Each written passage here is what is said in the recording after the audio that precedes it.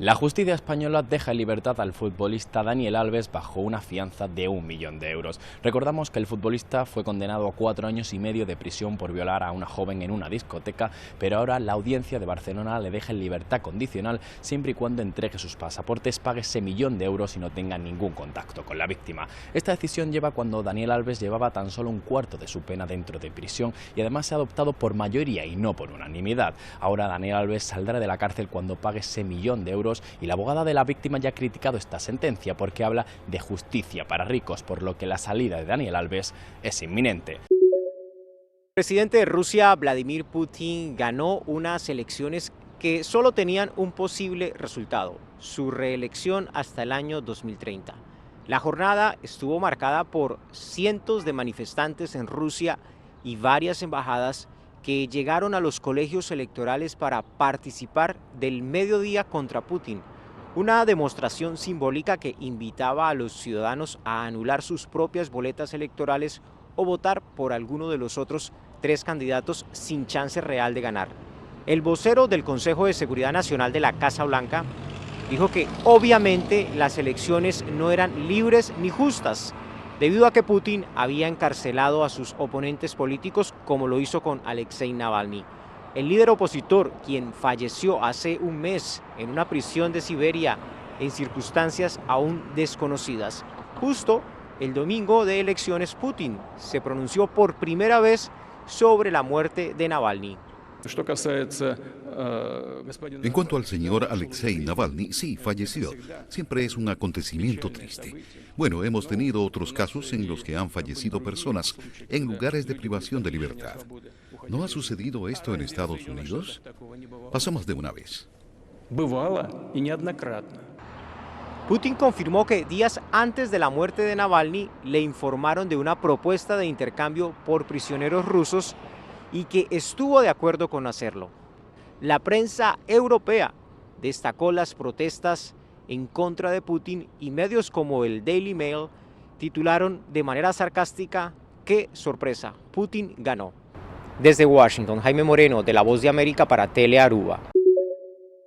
La movilización de decenas de personas en varias ciudades de Cuba durante las últimas horas para protestar generó reacciones de apoyo de esa comunidad en Florida que solicitó asistencia al gobierno de Estados Unidos. Y es hora que el presidente Biden, si tiene la tecnología, utiliza esa tecnología para que deje que el pueblo cubano pueda comunicarse entre ellos. Porque la primera cosa que hace el gobierno cubano cuando tiene un tipo de situación, cuando tiene demostraciones de miles y miles de personas en las calles, paran el internet. Activistas en el sur de Florida destacaron el peligro de arresto que enfrentan los manifestantes en Cuba. Casi 300 personas fueron sentenciadas por su presunta participación en las protestas ocurridas en julio de 2021. No está sucediendo otra cosa que el despertar cívico y patriótico de un pueblo que se ha cansado de vivir bajo la esclavitud, bajo la presión y bajo la falta de libertades.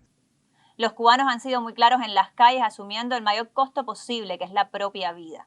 Han sido muy claros en que la salida es la libertad. Este lunes el Departamento de Estado se pronunció. Creo que lo que estamos viendo es un reflejo de la terrible situación que vive la isla. El presidente de Cuba, Miguel Díaz-Canel, reconoció a través de su cuenta en la plataforma X que varias personas han expresado inconformidad por la situación del servicio eléctrico y la distribución de alimentos. Cuba vive una de sus peores crisis económicas y energéticas, exacerbadas por apagones, escasez de alimentos e inflación. Es el reporte. Soy José Perralete de La Voz de América, en Miami para Telearuba. Continúan los desafíos legales y económicos para el candidato republicano Donald Trump. Sus abogados dijeron este lunes que el expresidente no ha podido obtener una fianza para asegurar la sentencia civil por fraude de $464 millones en su contra. Trump y su compañía deben pagar una fianza por el monto total la próxima semana para evitar que la fiscal general de Nueva York, Letitia James, pueda cobrar mientras el exmandatario apele el veredicto. Entre 30 compañías de seguros que contactaron, ninguna quiso asumir la responsabilidad de garantizar una cifra tan alta. En la inusual circunstancia de que se emita un bono de este tamaño, se entrega a las empresas públicas más grandes del mundo, no a individuos o empresas privadas. Entre tanto, la carrera presidencial empieza a ganar tracción, con el anuncio de que la campaña del presidente Joe Biden acumuló $155 millones en efectivo, superando con creces el total disponible de su oponente Donald Trump. Biden recaudó 53 millones solo en febrero.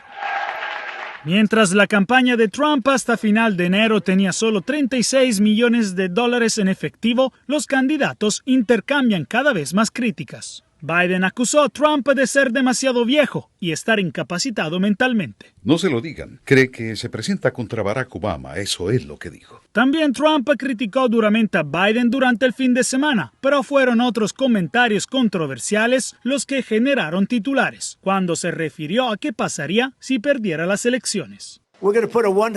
Vamos a imponer un arancel del 100% a cada automóvil que cruce la frontera y no podrán vender esos automóviles si soy elegido. Ahora, si no soy elegido, eso va a ser un baño de sangre para todos. Eso será lo de menos. Va a ser un baño de sangre para el país. Los comentarios de Trump se hicieron durante un mitin en Ohio, mientras criticaba a los chinos por sus plantas de vehículos en México. Muchos, incluso varios legisladores, vieron estas palabras como una amenaza de violencia, pero su campaña insistió en que se refería a la industria automotriz, no a la violencia política. En mi opinión, no son personas. En ese mismo discurso, Trump también llamó animales a algunos inmigrantes indocumentados en Estados Unidos, definiéndolos como inhumanos. Desde Washington, Jacopo Luzzi, Voz de América, para Telearuba.